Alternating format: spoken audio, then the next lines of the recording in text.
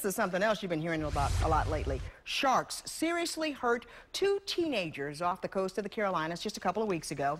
And with a hammerhead found on the shores of Ocean City, Maryland here, many swimmers are kind of worried about how dangerous our waters are here. So that's why we decided to go in depth tonight about what's really going on. Brent Whitaker with the Baltimore Aquarium, he joins us now. This is the talk of everything. We've seen the picture of the hammerhead. We know that there's animals in the ocean, but I mean, this shark attack, and I think because of what happened in the Carolinas and Florida, a lot of folks concerned. Well, you know, sharks are off our coast. Every summer, millions of people get into our waters, and the sharks are out there in great abundance. We have over 17 different species of sharks that are living off our shores. We just typically don't see them. We're interested with these hammerheads in particular. Why are we seeing them now? Because we don't know the answer to that.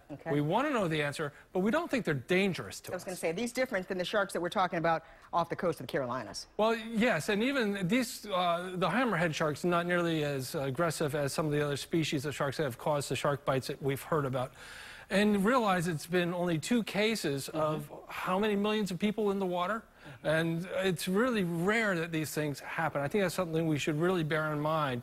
You're much likely to have a reaction or die from a bee sting rather than be injured by a shark on our shores, anywhere. Now, some of these have occurred in shallow water, so that's been kind of a concern for people. Well, they do, because the shallow waters is where we are swimming, correct? Hammerheads, what we know about hammerheads, they're off our shore every summer. They'll come in, the females will come in, and they will give birth. We suspected this one was pregnant and was giving birth, and so this other shark that was there yesterday may be giving birth. We don't know the answer to that. But these animals do come into the shallow waters where we are in the water enjoying the summer as well. Now, this hammerhead that we're hearing about, maybe I think they said 6 to 7 feet, are they endangered? Well, first of all, the hammerhead was more like 10 to 12 feet. 10 to 12. There are 3 different species of hammerheads that we see in this area. 2 of those species are potentially endangered, depending upon which region of the United States you look at.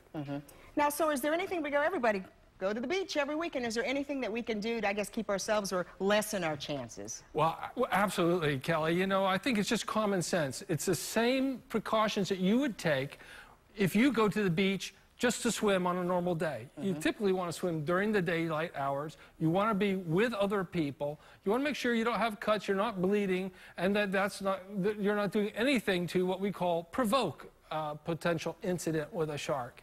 If you follow those rules, just as you would just to be healthy at the beach anyway, you're going to be very safe. Shark bites, are they not that rare? Well, they're not that rare when you consider how many people are in the waters sharing the environment with these animals. This is about sharing our environment. We're getting into a habitat where we typically don't see them. If you're at the beach and you see a fin, you see an animal, report to your DNR, your police on the beach, your lifeguard, tell them what's happening. All right, Brent Whitaker from the Baltimore Aquarium, thank you so much for coming in, and stay safe if you're going out to the beach this weekend. It's a pleasure to be here, Kelly. Thank you. Thanks a lot, Brent.